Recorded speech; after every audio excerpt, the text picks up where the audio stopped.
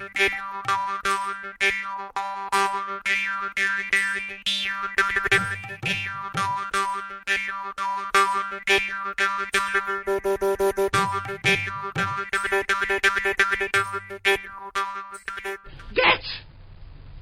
the comfy chair! Welcome to this episode of The Good, The Bad and the Odd with your hosts Mark and Sam. Today we'll be doing our monthly roundup for the month of, what was it, July? Yeah. Okay, first we'll have a few trailers for other podcasts, then we'll get into it. One dark and stormy night in the mid-'80s, Joe Bob Briggs, Harlan Ellison, and the ghost of El Santo pulled a train on Elvira while Siskel and Ebert sobbingly masturbated in the corner. From that union arose the greatest movie critic and luchador that ever lived. But we're not going to talk about him. He's kind of a dick. Instead, we're going to talk about me, El Goro, the stuttering movie fan and host of the Talk Without Rhythm podcast. Every week on Talk Without Rhythm, I discuss 2 to 3 movies tangentially tied together by a theme. I cover action. I'm the most complete fighter in the world. Sci-fi. Open the pod bay doors, Hal. I'm sorry, Dave. I'm afraid I can't do that. Horror. Oh, no tears, please. It's a waste of good suffering. And the continuing adventures of James Spader, sexual deviant. You're not worried that I'm going to fuck you, are you? I'm not interested in that, not in the least. Now pull up your skirt. So check me out at tworpodcast.blogspot.com, drunkenzombie.com, or subscribe on iTunes. Talk Without Rhythm, the only podcast that will not attract the world. Adios! Are you tired of film podcasts where the hosts exist in a constant, blissful state of agreement? I mean, the main characters are 2 of the dullest main characters I have ever encountered in any film. Well, you're in luck. Let me introduce you to Chinstroker and Punter. One is an ex-film student with a penchant for David Lynch and hard cinema. The other is a man on the street. Listen in perplexed and horrified terror as we tear apart one film a week. Just really It's not visually striking. No. Just getting confirmation. It's just that's the 3rd time though. I mean, is this on? You can find us at chinstrokerversuspunter.podomatic.com. So come and share the victory. Conan, what is best in life? To crush your enemies, see them driven before you, and to hear the lamentation of their women. That is good. Hi Sam. Hey. One of the things we usually do at the beginning of this one is talk about anything we want in our Hall of Fame, but it's been so long. It's been about 6 weeks since the last did the last one of this. Did we put Mad Max in? I can't remember. Yeah, I think we did. Okay. Have you seen anything else that needs going in? Of the ones we've watched recently? Really. I mean, there's some Universals. How about Costello? Possibly. There wasn't anything really bad about it, though. I can't really. Well, think. no, it's in it. We got a good a good Hall of Fame. Put it on the good list. In the good Hall of Fame. Yeah, I think that's the one I was thinking of when I raised this. Okay, we'll. Another thing I wanted to mention is I've created a forum, a discussion forum for the podcast. Well, it wasn't just for the podcast. I'll give you a little background history. I listened to a podcast called Horror Etc., which is a really great podcast, but I haven't done many episodes in quite a while. They've done one recently, but there was a long break, and it has got quite a lot of users, and it's quite a good Facebook group, a really nice Facebook group, very respectful and interesting to sort of take part in. But many of the users were kind of, I think because they were waiting for the podcast, discussed doing their own podcasts, and one of the things that arose from that is an entire new group called the United Nations of Horror, and I'm also taking part in their Facebook group, and they're trying to organise things, but Facebook doesn't really lend itself to organising things properly. Have you noticed with Facebook there's like a wash, isn't there? You really only take part in the things that are on the top of the page. It's hard to search for old stuff, and it's kind of things get pushed down the page, and it kind of gets to a real pain. Things like that are better suited to the old-fashioned forums. So because of that, I did create an initial forum on our website, but it wasn't a very good one. It was kind of a WordPress based one. Our site is a WordPress site. WordPress is pretty good for some things, but this thing didn't really work. Anyway, I spent a bit of time looking into some alternative forum software, and found quite a good one that's very popular and easy to use and stuff. And basically, I've set up a forum.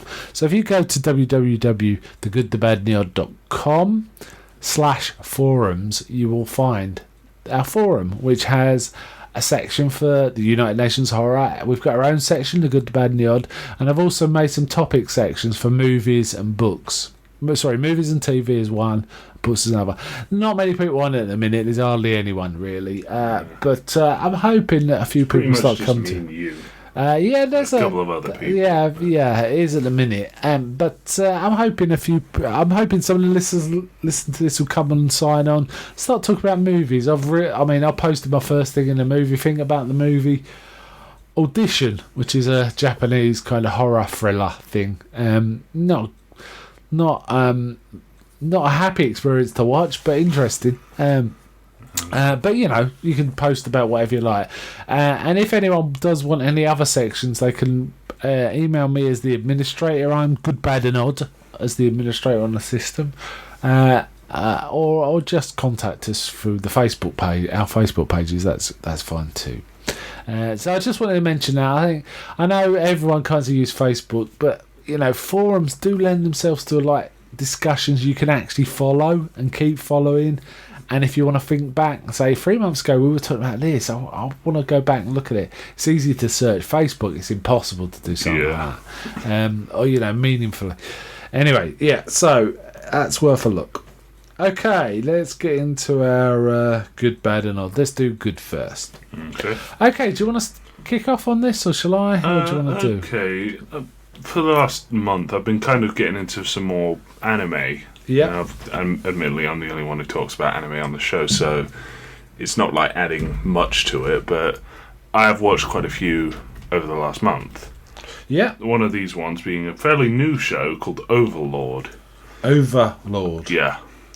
It's about this guy who, it's like weirdly sort of double layered. It's a guy who gets pulled into his, online game account, like an MMO sort of World of Warcraft thing. Yeah. But then all the sort of characters that he interacts with in the game usually, and his sort of base gets moved to another fantasy world. Oh yeah. So they're completely unaware of what's going on, and it's just sort of him trying to get used to being this ridiculously powerful lich. In the real world, he was a regular. I think he states at one point that he was a computer programmer.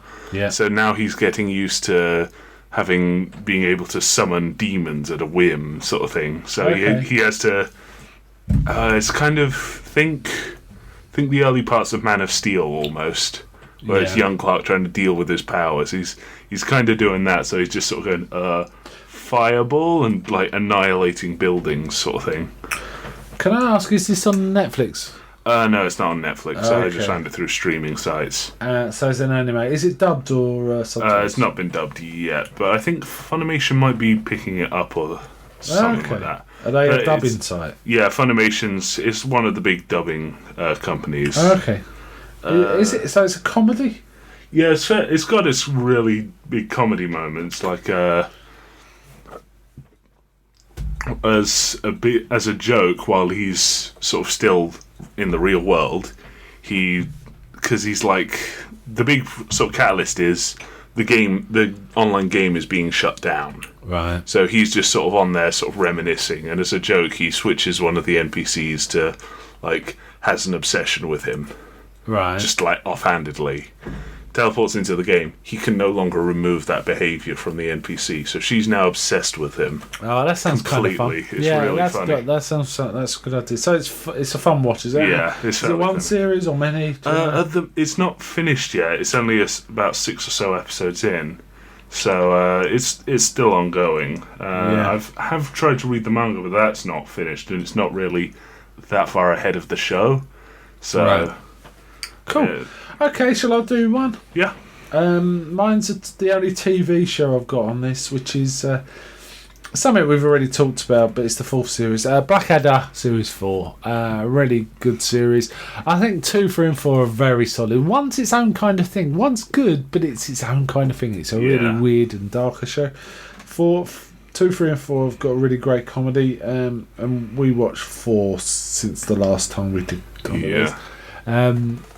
We also watched the Back and Forth. Yeah, which was okay. Yeah. I don't mind it, but it's not as funny as the regular TV series. 4 is a lot of fun. A, it's got an appearance of Flashheart, which is always great. And B, it's got a really affecting final scene in the last episode, which everyone still thinks it almost has become for a few generations. You know, myself and probably you and so on. The way of thinking about the First World War, the sort of tragedy of it, kind of defines it for some people. I know it sounds silly to talk about that in terms of comedy, but it does. That's what it is. It's a really sort of tragic episode. Yeah, it's a really sad and fitting ending, really. Yeah. So that was great to watch again. I mean, I've seen it dozens of times. It's a really great show. Anyway, back to you. Well, another of these animes I've been watching is one called, quite confusingly called, Maoyusha. Spell that out for me. Maoyw MaoyWsha.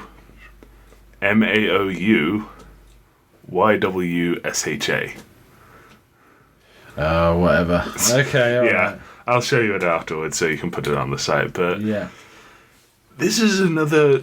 It's one of those sort of. Who came up with this sort of shows? You couldn't really explain it effectively for what you see. Yeah, it's a tale of the hero of a land helping this demon king stop war between the demons and the humans through economics. Yeah. What you like about anime, they do not go for conventional storylines. No, they do not. Their Japanese fantasy is quite different from Western fantasy, isn't it? Yeah. It makes you feel that Western fantasy is quite poor. Yeah. In that it focuses on elves and trolls and dwarves, whereas Japanese fantasy seems to just go mad. Yeah. Anyway, sorry. But yeah, this is a comedy again. It's sort of. It's this weird sort of romantic comedy kind of thing, but it leans more on its sort of comedy side. It follows the hero and the demon king, who's a female, and Demon King is a hereditary title, I guess. Yeah. It's just a sort of holdout, but they're both trying to stop at this war in a way so that as few as people on each side get as hurt as possible. Right. So it's like cool. They don't want either side to win really, because that'll just mean steamrolling the other side and completely wiping them out. Neither side balance is important. Yeah, but it just pulls these completely goofy moments out of nowhere. Like the hero and the king are having this discussion, and I keep calling them hero and king because they never use any names. Everyone's either like hero, wizard, knight, king of this land, king of that land, that sort of thing. They're having this really serious discussion about what people do and the effects that this sort of thing might have on the morale of our army, seeing the hero working with the demon king. And the hero finally agrees, and this demon queen, big like horns and like big formal dress and everything, she goes, right, let's be off. Pops the horns off and puts them in a box and like closes it up. Nice. It's really weird and just completely out of nowhere. Like an act. Right, cool. My next one is a movie. I've got a set of movies now. Is a film from the 90s which I've never seen. It's one of those films that you really should see, I think, and I never got around to it. Sort of whole of shame kind of thing. Tombstone, where Kurt Russell's rocking a wicked moustache. I've heard of this. Yeah. Really fun film. Michael Biehn is in it as, I think, I've forgotten his name. He's like Doc Holliday. No, he's one of the bad guys. Johnny Ringo. I can't remember his name, but he's really good in it, and it made me wonder why Michael Biehn wasn't a bigger star. You know, he did a great turn in Terminator, for example, and Aliens. Yeah, good to think of it. He had a pretty good career. But I'll tell you what, Val Kilmer steals the show. I mean, Kurt Russell's great, but Kilmer steals it as Doc Holliday, and he's a complete nutter. He's dying. He doesn't care. He doesn't mind what he does, but he's a stone cold killer. You know, you can just tell he's very cool and sort of laid back, but you know he'll kill you as soon as look at you. And it's a really great performance. But Kurt Russell's really good at this. What surprised me, I don't know why, I thought it would end on the OK Corral, because that's the famous thing in the White Earp story, isn't it? No, that happens an hour before the end. And then there's other stuff going on after that. So it's a really interesting, slightly different film. Still very Hollywood, but it wasn't quite what you'd expect. You know, I enjoyed it a lot. Yeah. Back to you. Okay. Now, I in a few sort of podcasts, I've spoken about the Five Nights at Freddy's series, which is the show, the game where you're sitting in a booth and trying to fend off animatronics as they come after you to stuff you in a suit. Yeah. Now, there's been a new entrance on this series in Five Nights at Freddy's 4. Now, this might surprise you, but this marks 1 year of Five Nights at Freddy's existing. Is that the guy's made 4 games, and it's one guy doing this. Are they all very similar?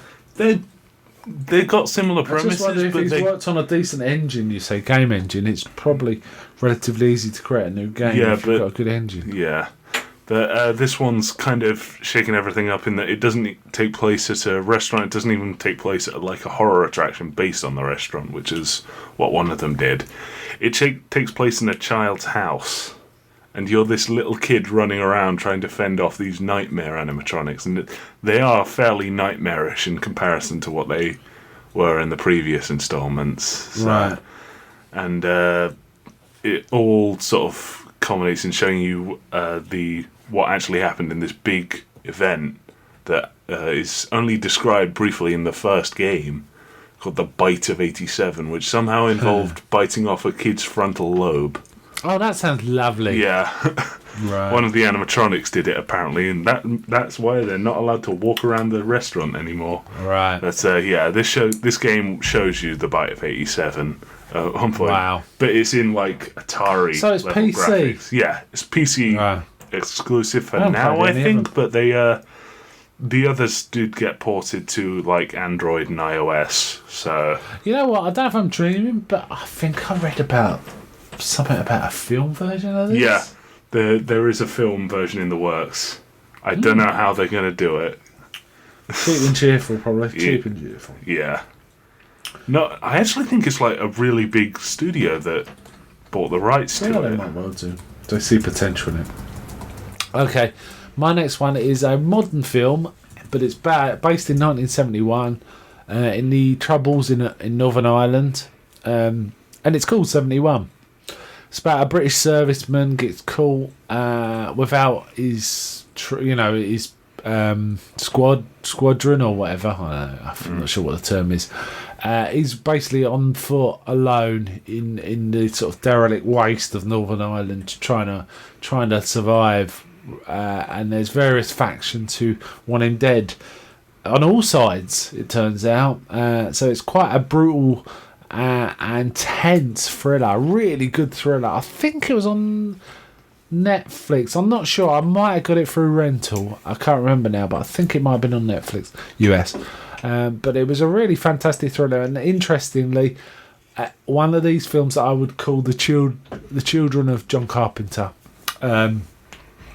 Synthy 80s synth score, which doesn't go in 1971 at all, but it works. It really works, and a lot of tension in there. You can see the sort of fingerprints of John Carpenter on this film, even though it's not the sort of film he made. I guess it's in tone it's closest to Assault on Precinct 13, his second feature.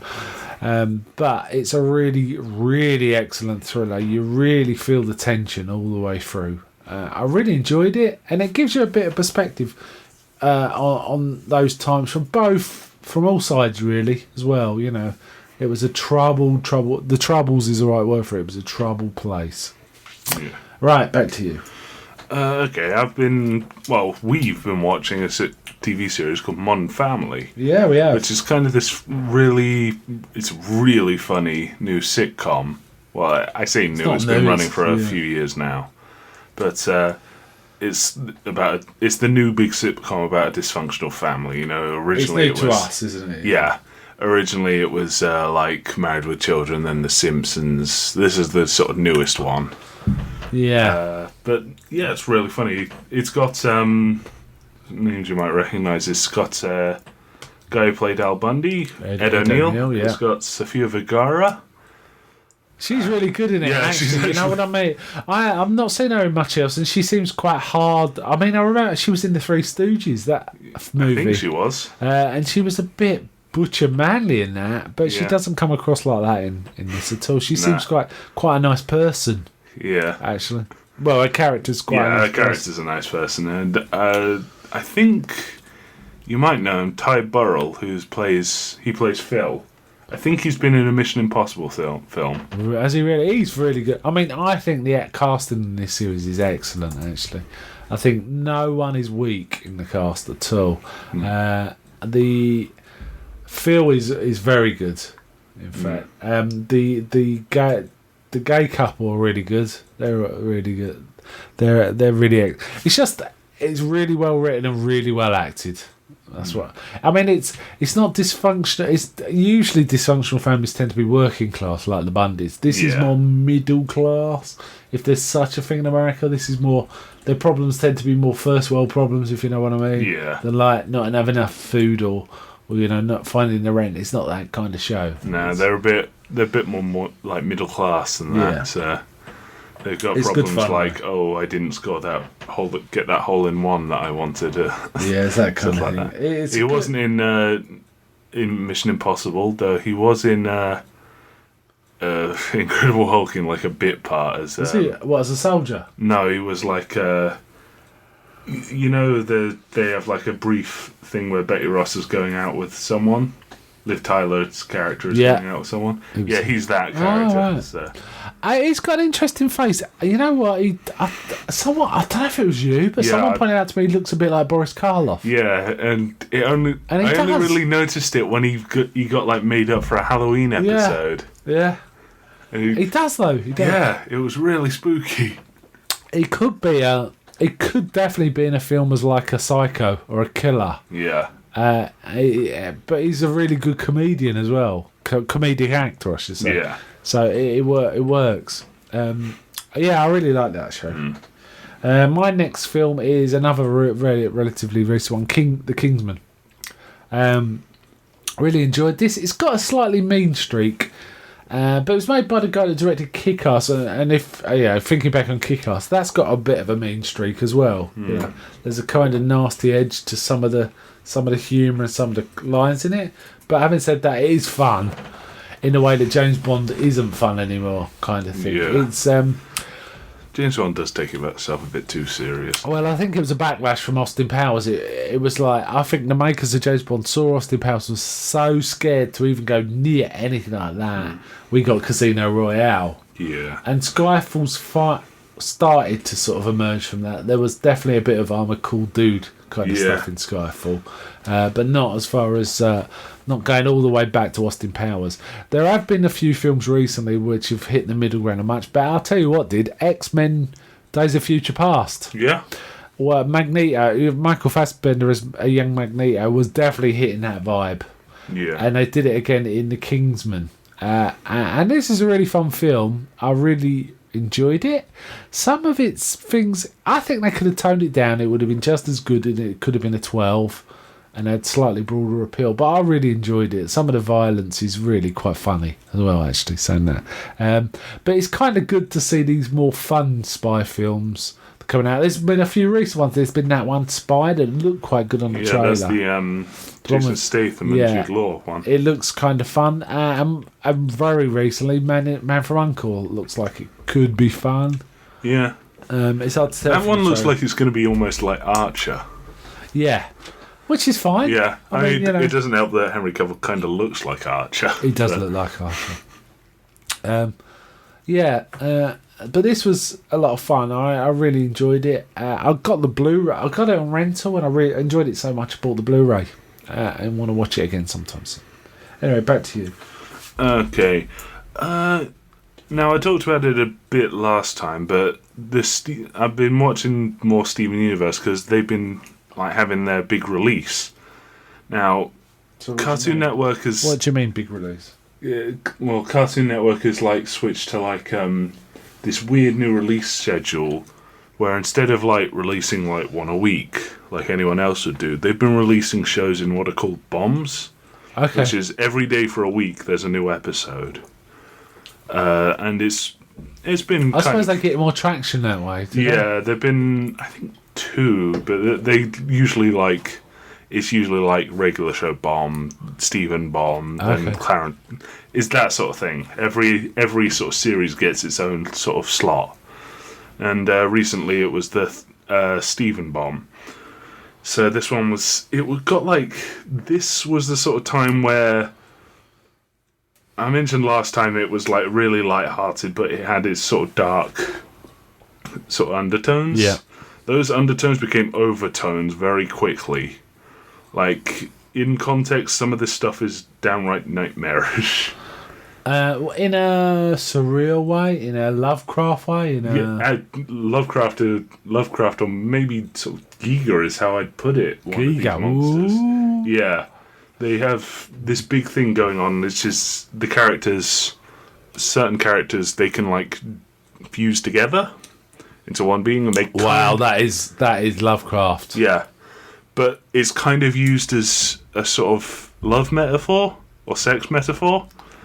Now this is a kids' cartoon, right? Yeah, okay. It's one of the characters is a fusion of two lovers. So okay, she remains. Yeah, it's a running joke that they're called the lesbian space rocks, the main characters. Right. So, okay. But then when this monster is introduced, that's just a load of dead gem characters sort of mashed together and sort of left to form its own thing. That's pretty much sort of Giga-ish in context. Yeah. With the sexual stuff. It's really weird. You kind of have to watch it to. Yeah, I watched an episode. Didn't find it particularly amusing. Wasn't my cup of tea. You know. Yeah. I can understand. It didn't grip me on the first couple of episodes, but I did find it kind of fun after a while. Cool. Okay, my next one is a film again. It's my favourite Hammer film. I think I've talked about it on the podcast before. Either one of my solo ones or in other things. It's and I watched this because of Christopher Lee dying, which I don't think we discussed, but we don't have to get into that. However, I watched it because it's one of my favourite Hammer films. Well, it's my favourite Hammer film. And probably my favourite Christopher Lee performance is The Devil Rides Out. He plays the good guy in that one, Duke de Richelieu, and he's fighting Satanists, and it's really cool. It's got a real 30s kind of feel. It's almost like the last Hammer film Hammer made that didn't go much more broadly sex and violence and gore. Yeah. It was way more restrained than a lot of Hammer films before it, even. Definitely more restrained than all the ones that came after it. Yeah. And you know, that's not saying it's good because of that, but it just is a really different and nice tone. It's got real class to it. Unfortunately, the Blu-ray features they've done some new special effects that are not very good, which kind of spoils it a little. Though the film never had great special effects. They made them somehow a little worse because they look bad, so they draw you out of the film. You can tell they're modern, so that draws you out a bit.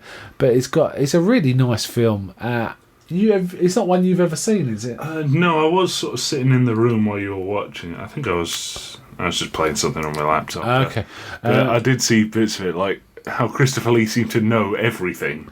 Yeah, well, he's a specialist. He's just walking like opening baskets. Goes, "You were trying to perform the ritual of the black cock or something like that." Yeah, it's Well, I've read the book a few times, and in the book, the Duke de Richelieu actually goes off and does loads of reading and stuff, to try and figure out how to combat these Satanists. But in this, he kind of, it's a film. He just knows that kind of stuff. It's a sort of convenience. It's a really good screenplay, though. The screenplay's excellent. I think it was by Richard Matheson. It's a really good screenplay conversion from a fairly long-winded novel and verbose. And he's cut it right down to the essence in a really good way. So that was fun. So that's the last of my good films. I've got other stuff that's in my good, but that's the last film I'm going to talk about. I've got a couple more. Go on then. Okay, I was more sort of in the room for these. I wasn't the one choosing them on Netflix, but they were on. So I'll start off with the Rugrats movie. This was actually pretty good. Is that the one that starts with The Godfather? Is that Rugrats? That's Rugrats 2. This one starts off with a big Indiana Jones joke. Oh, yeah, I remember it. I have seen it, but it must have been 15 years ago. And the rolling boulder is the mother's pregnant belly. It's really funny. Yeah. Nice. But this film, it was kind of weird in that they kept taking semi-popular songs and sort of rewriting them for their own purposes. Like they have the whole... They do the Witch Doctor song, ooh, ee, ooh, ah, that sort of song. Yeah. But it's entirely about monkeys. One of the big things is that monkeys. makes sense, really. But, yeah.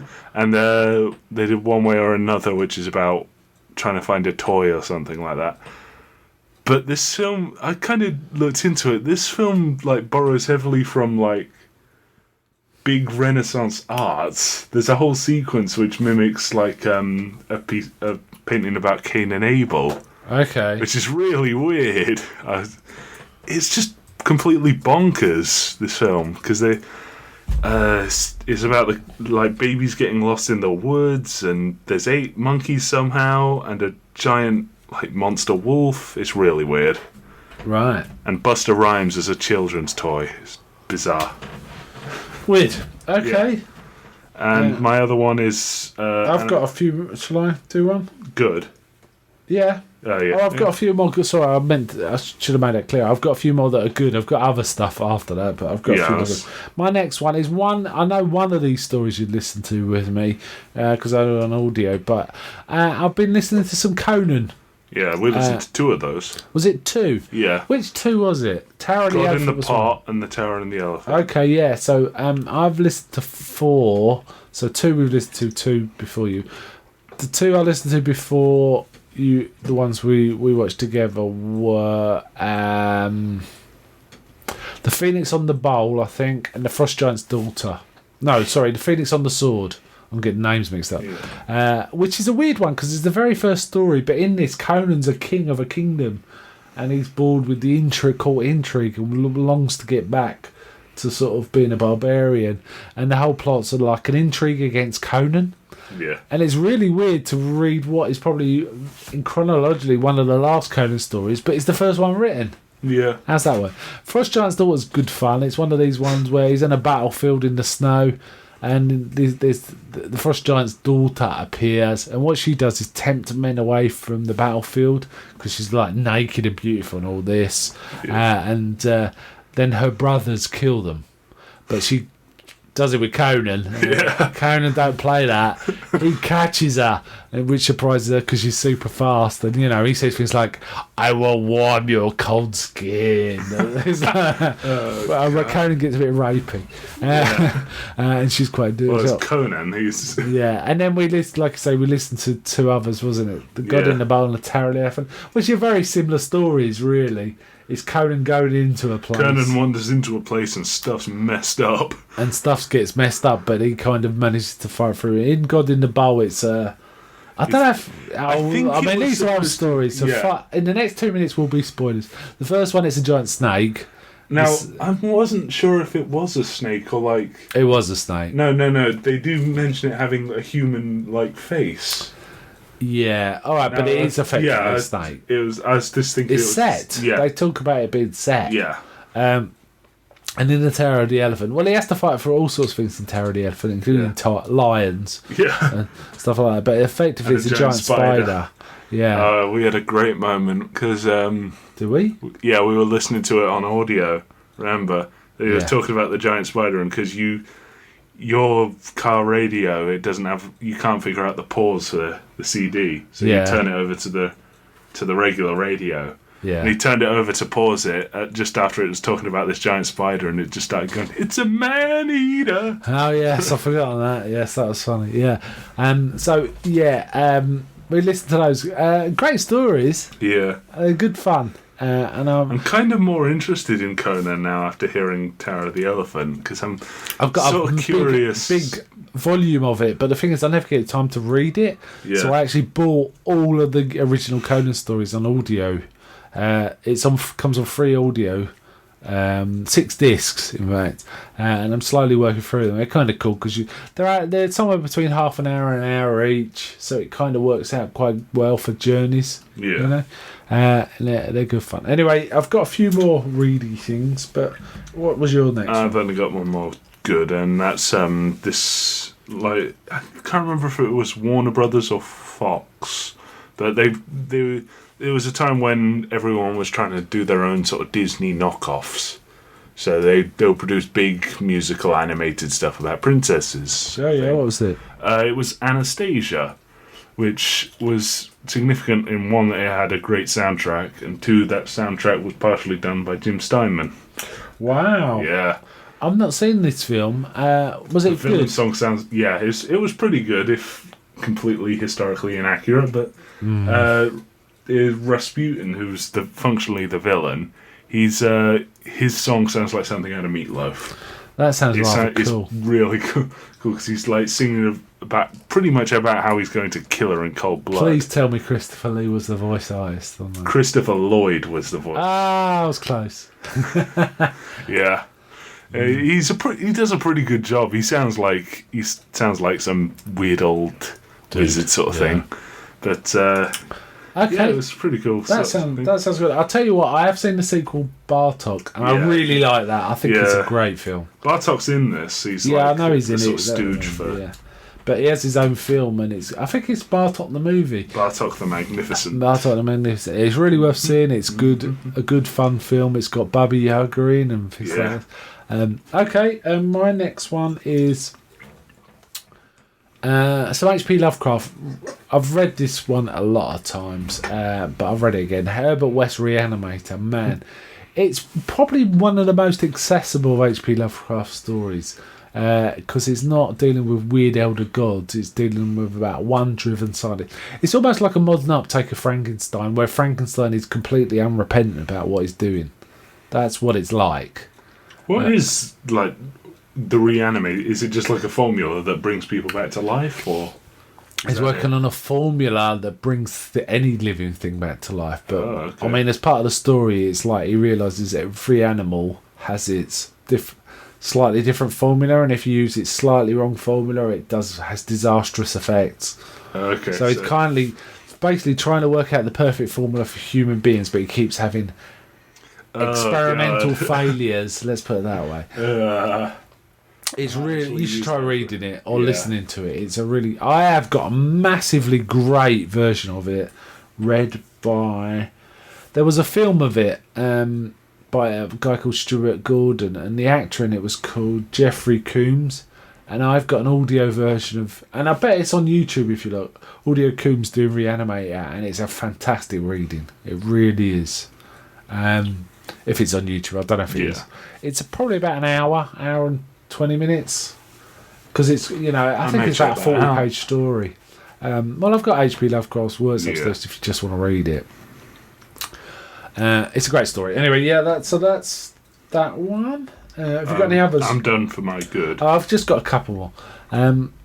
One, I reread a Judge Dredd story, my favourite Judge Dredd story, Apocalypse War. Oh, I can talk about this then. A really fantastic. The first half is basically complete annihilation of 90% of Mega City by atomic weaponry, floods, invading forces. Yeah. And then the second half is firstly the judges as a guerrilla force fighting back some of the forces, but then a mission, a mission movie, but a mission story to solve where they're taking the war back to the Sov City 1. It's a really great story. I'm not Yeah. going to talk about much more than that. It's really fantastic. It's my favourite. You Judge need Dredd to story. read it, sort of thing. Yeah, and I've read a lot of Judge Dredd. All right, right from the first time it came out, I was reading Judge Dredd, and I've read it ever since. But Apocalypse War was fantastic. Finally, a game we've both played, I thought was really good, worth recommending. King of New York. Oh yeah. Good fun game. Yeah. Basically, it's giant monsters smashing It's up New a York. giant monster simulator, basically. You roll dice and you either destroy buildings, punch each other. Yeah, or you get attacked by The military. ground forces. It's good fun. A good fun board Yeah. game. You seem to have an picked hour up a game, maybe yeah. a bit less. He's annoyingly picked up a tactic where he smashes all the buildings, gets all the military Yeah. into an area, and then just runs off. Runs off. Yeah, I'll do that. That's terrible, isn't it? But it's a good fun game. I enjoyed that. We played that a few times now, haven't we? It's good fun. Right, I'll tell you what. Should we have a break and another trailer, and we'll get on to the bad. Okay. In a world where podcasts last over 3 hours, You have no concept of time! Balaban Studios presents A Stinking Pause. Take your stinking paws off me, you damn dirty ape! Starring Scotland Yeah, be prepared for me to have a little bit to say about that one. and Charles. If Leslie Grantham can do it, and so can we. Oh yeah.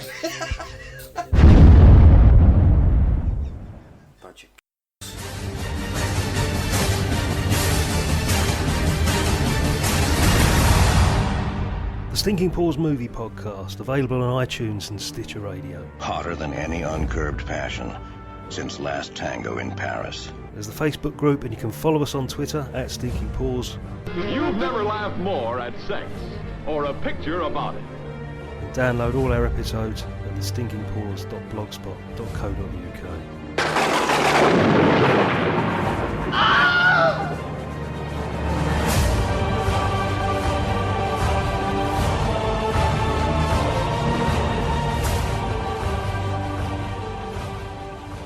I got a bad feeling about this. Okay, let's get on to the bad. I've got 3 of these, so shall I go first? Yeah. Bad. I mean, bad's a bit strong for this first one, but it was disappointing. Let's put it away. I watched the sequel to Dumb and Dumber.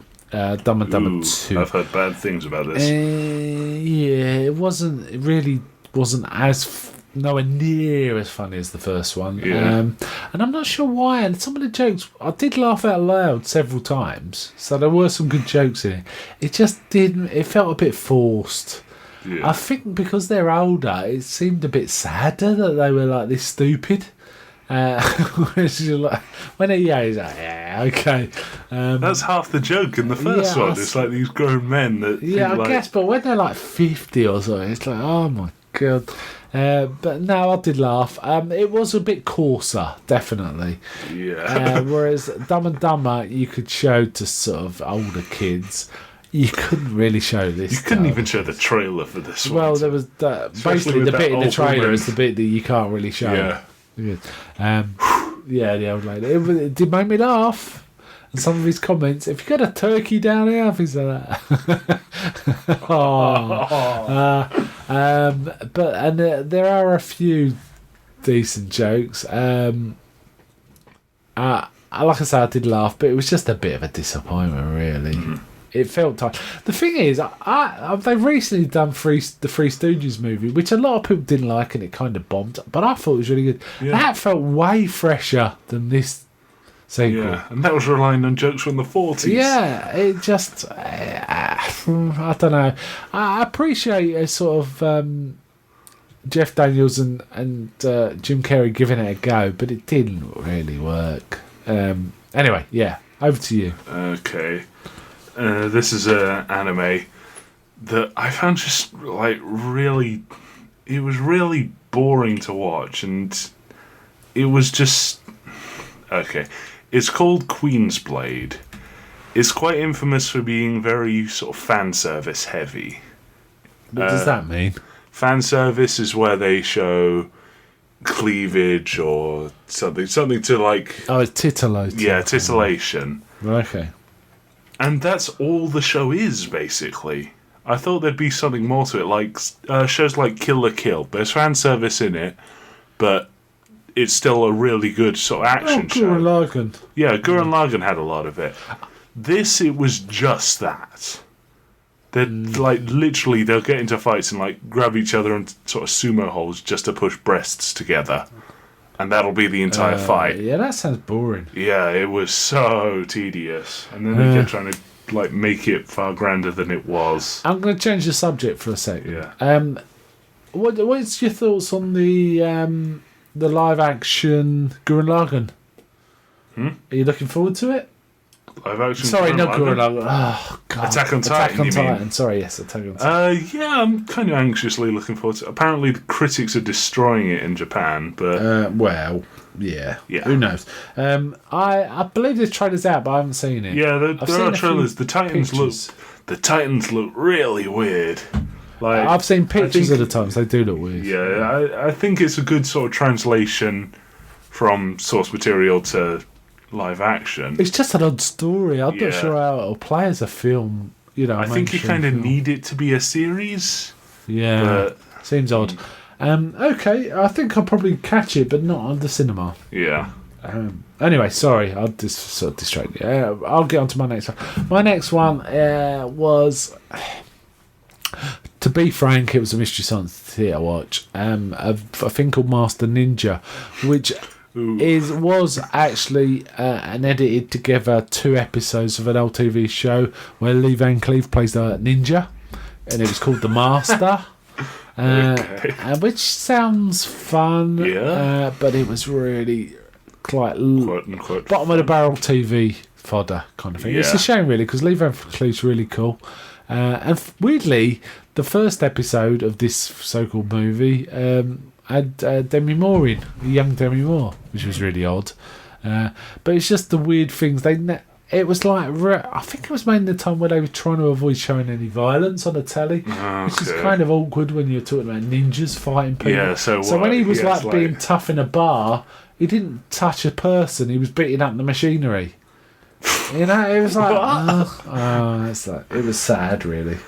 It was stupid. Mystery Science Theatre version was pretty fun, though, I have to say, but it just looked grim. Yeah. And I got one other. You got no more bad? No, no more bad. One other bad, which I'm trying to remember if I talked about last time. I don't think I did. Zombievers. I've heard of this. It was pretty poor. Having said that, Act 1 I sat there thinking, well, okay. Act 2 I sat there thinking, yeah, okay, there's a few decent special effects. Zombievers, you don't go in this for Yeah, I know. But the thing is, like any horror fan, you're panning for gold, really. You're looking for the good bits. Bit like, I think last time I talked about Wolf Cop. It was some poor stuff, but there was some good stuff in there too. Anyway, it was Zombievers. Act 1, it's just sitting there. Act 2, a couple of decent bits. None of these characters are likeable. Don't care what happens to them. Act 3, whoa! It went mental, and I enjoyed it thoroughly. So it was bad, but I did actually enjoy Act 3 quite a bit, because it really went to a place I really wasn't expecting. I'm trying to decide whether to spoil it or not. Do it. Okay, spoilers for the next minute for Zombievers. People started turning into weird zombie beaver people, growing big teeth and chewing things like that. That sounds like something out of a terrible D&D campaign. Yeah. To be honest, it was fun. It really when that happened, then the characters turned into giant beavers. Well, they weren't giant beavers. They were like definitely people, but they grew like beaver teeth, and they were like it was fun. It was fun, and they were like a bit still intelligent. They weren't just zombies. It was fun. Anyway, all right, that's the end of the bad section. Shall we have another little break and then get into the odd? Okay. I'm an agent of chaos. Oh, and you know the thing about chaos? It's beer. Okay, we're back for the odd. Okay, I'll go first here. My first one was actually a trilogy of films, which was Sympathy for Mr. Vengeance, Old Boy, and Lady Vengeance. Quite an interesting trilogy of this is I've seen Old Boy before, but I haven't seen the other two, and I don't know, I had the urge to watch them, get around to it. So I watched the first one, and yeah, I could see it was a really good film. I can also, it was very arty, but I really liked it. But the combination of artiness and really enjoyment and real transcendence really came about in Old Boy. Old Boy was fantastic. It was still really good. I really enjoyed it. Have you seen Old Boy? No. Do you know about it? Nah. It's quite graphic and there's some quite extreme stuff going on in it, but it's a really good film. And then the third film, I was expecting great things from, it being if Old Boy was the second, what's the third one going to be? Unfortunately, it jumped the shark a little, and Lady Vengeance way more arty than content. There was it was too much flash and not too enough much style, content. no substance. Yeah. It was all of that. Whereas Old Boy hit that sweet spot where it was all perfect, Yeah. But they're very odd, these films. They are odd. They're all about vengeance, and it never quite works out the way you think it is, or the motivations are not quite what you think they're going to be. Mainly, I think because we're Western, maybe that's why it always strikes you as a little different. But it was it was worth seeing them all. I would definitely never watch Lady Vengeance again, but Old Boy I would watch again. And possibly I'd watch Sympathy for Mr. Vengeance again too. Right, over to you. Okay, these are all sort of anime. They're really weird, but I have continued to watch them all, and I'm still watching them in some cases. But the first one is called Shimoneta, and then there's a horrendously long amount of Japanese words there, so I'll just call it the English title. A boring world where the concept of dirty jokes doesn't exist. This is 1984 if it were a raunchy comedy. Oh, that sounds alright. Yeah. The premise is that censorship in Japan has gone so far that the likes of sort of sexy magazines, videos, internet, all banned. You get prison sentences. It sounds like the PC Brigade. Yeah, it pretty much is the PC Brigade. There's no sex education. Did you say this was an old one? No, this is a new one. Okay, alright, sorry, go on. But the main premise is a guy gets blackmailed into helping this pseudo-terrorist organisation that's trying to bring back a world where dirty jokes exist. Okay. So they're not threatening people with bombs, they're threatening people by exposing themselves. So there's a great bit where a woman's standing on top of a train, there's policemen coming up and she goes, stand back, and goes to lift up her cloak. Ah, nice. And that horrifies the police. Yeah, they're completely horrified by what's happening. This may sound odd, but I do remember a time in the 80s when I really thought the PC Brigade were going to... that's a terrible term. The people promoting PCdom were going to win. It felt like everything was going to be constrained. I think part of it was like things like the video nasty censorship and things like that. It felt like they were going to win, and like to have fun, you'd have to be a subversive. Yeah. Luckily, the world didn't turn that way. Yeah. Though it's still got that, we got that taint of PCdom. Yeah. Where especially in America lately, they just get offended by everything. Yeah, social justice warriors. I don't know what that is, but they go mental about a lion being shot. All right, fair enough, a lion being shot, but the girl, that thing about the girl licking the donut, it's just a stupid girl licking a donut. Yeah. Do you know what I'm talking about? I don't know the donut thing, but I wouldn't doubt people getting offended by it. Yeah. Okay. Anyway, sorry. This setting is like pretty grim, and in the current episode, set to get grimmer because they do explain in some episodes everyone has like these wristbands. They're functionally a smartphone, but they do track your hand movements. Nice. And and it's said that the government are basically introducing chastity belts later on. Okay. My next one was an odd story by Richard Matheson, who I really like. Richard Matheson, some of my favourite stories of Richard Matheson. Shrinking Man, I Am Legend. Yeah, it was a story written by him in the later phase of his career called Hunted Past Reason, and it's essentially a human hunting human story. What, like Most Dangerous Game sort of thing? Yeah, kind of, but it's just one man and another man. Two men go out into the woods tracking because one of them's an author and he wants to understand the nature of hiking, but his colleague goes mental, essentially. So it's got a touch of The Most Dangerous Game. There's definitely a touch of Deliverance in the worst possible way, I'm going to add. And it wasn't great because basically it wasn't a full novel, but it was longer than a novella. It was a short novel, I guess. And most of it is in the head of one of the guys who's moaning about hiking. So it wasn't great. Wasn't a great read. I mean, it was well written, but it wasn't great. It was just so odd. It was just an odd story, all round, really. Anyway, back to you. Okay, this is the appropriately named JoJo's Bizarre Adventure. It's sort of one of the more famous manga that's been adapted, but I've heard of it. Yeah, it's been going since the mid '80s. It's still ongoing. Is how popular this thing is. Is it a comedy?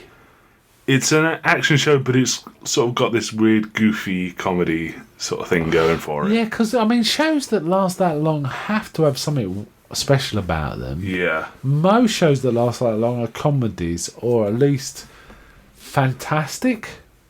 I'm thinking of Doctor Who, where it's a bit comedy, but it's funny you should mention that. This has that kind of Doctor Who thing where everyone, how it always seems that the Doctor just goes, "Oh, it's obvious. I just have to use this thing that's in the TARDIS," or something like that. Yeah.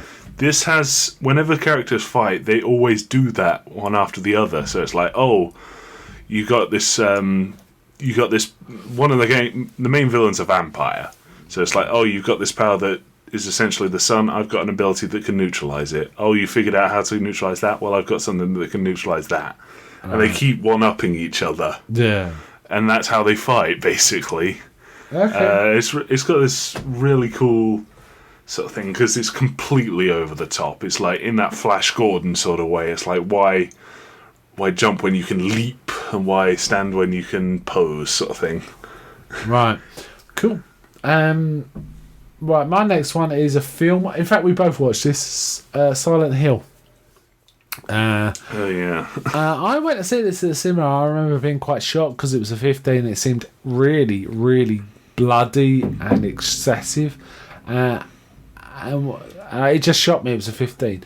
How did you feel about it? This is your first watch. Does it feel like a 15 or an 18 to you? It felt... I mean, aside from certain parts, it felt like a 15.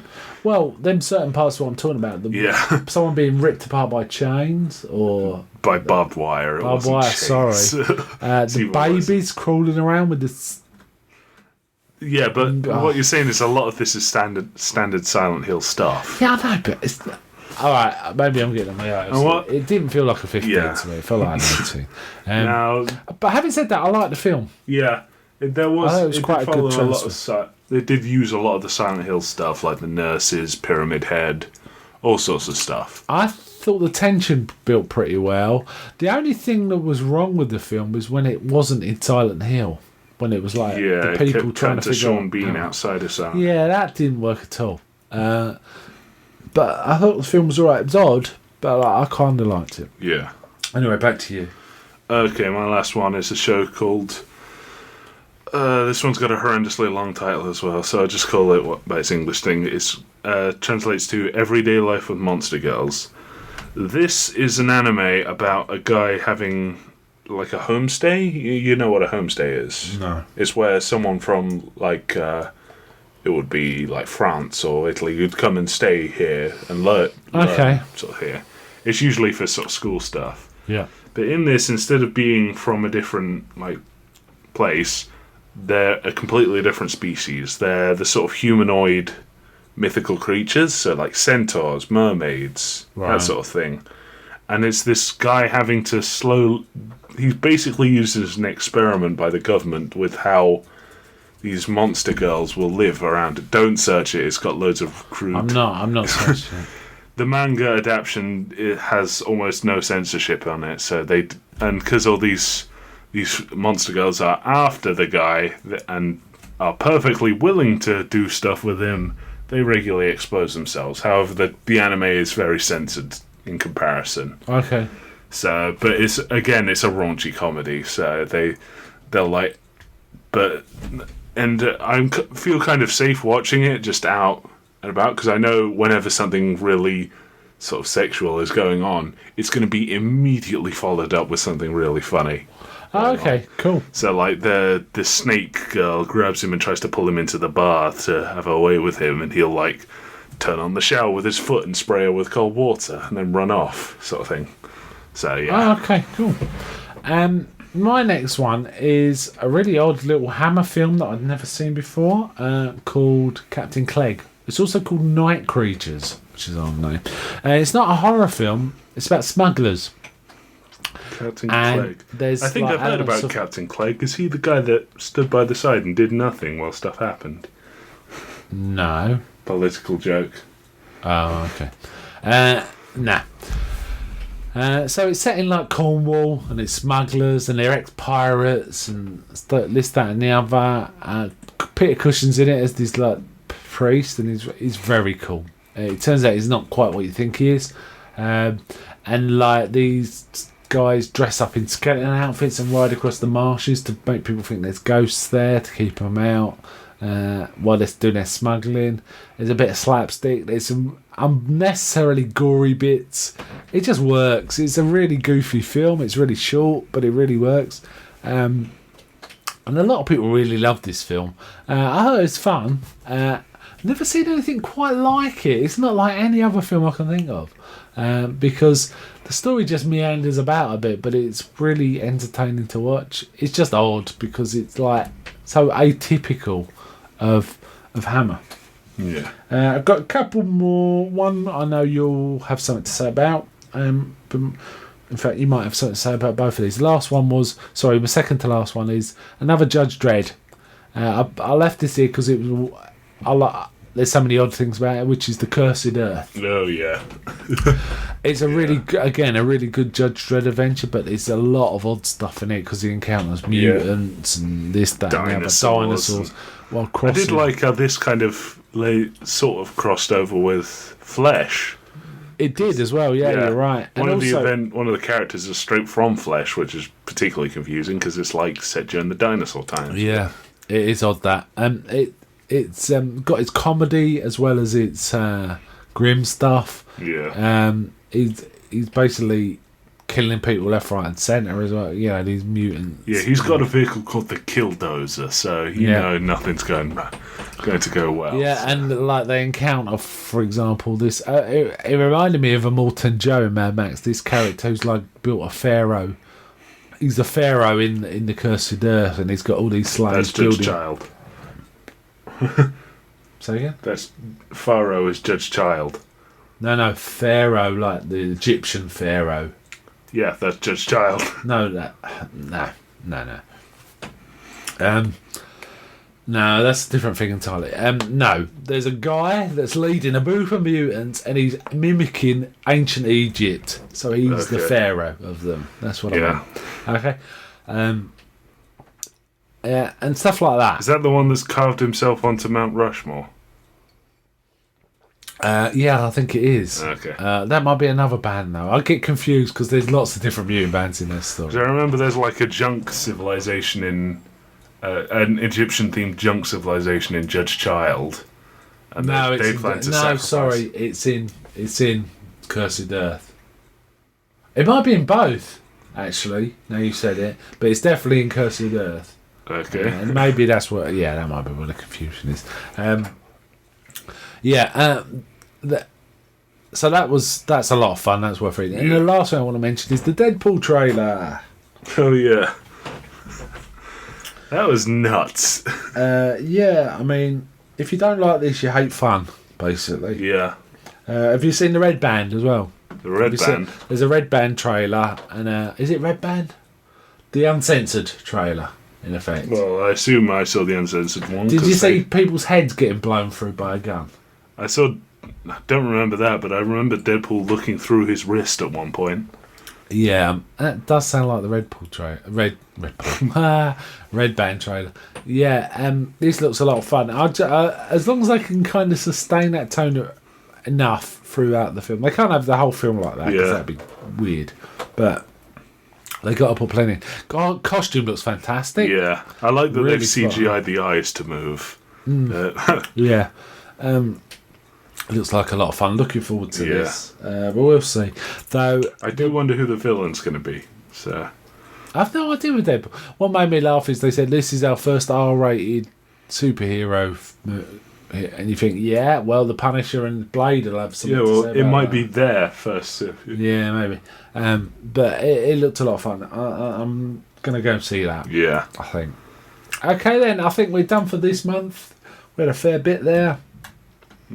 Just a reminder about the forums we mentioned at the beginning. So thegoodthebadandtheodd.com/forums.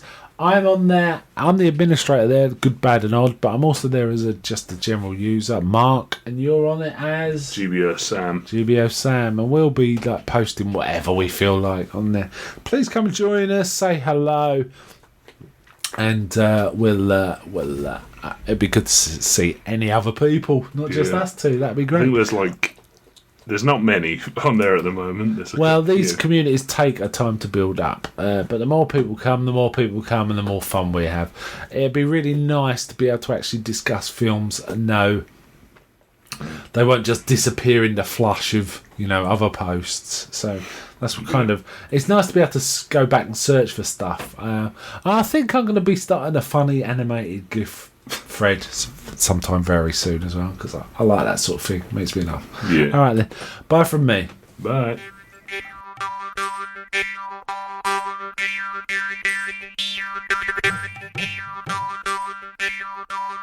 Bye.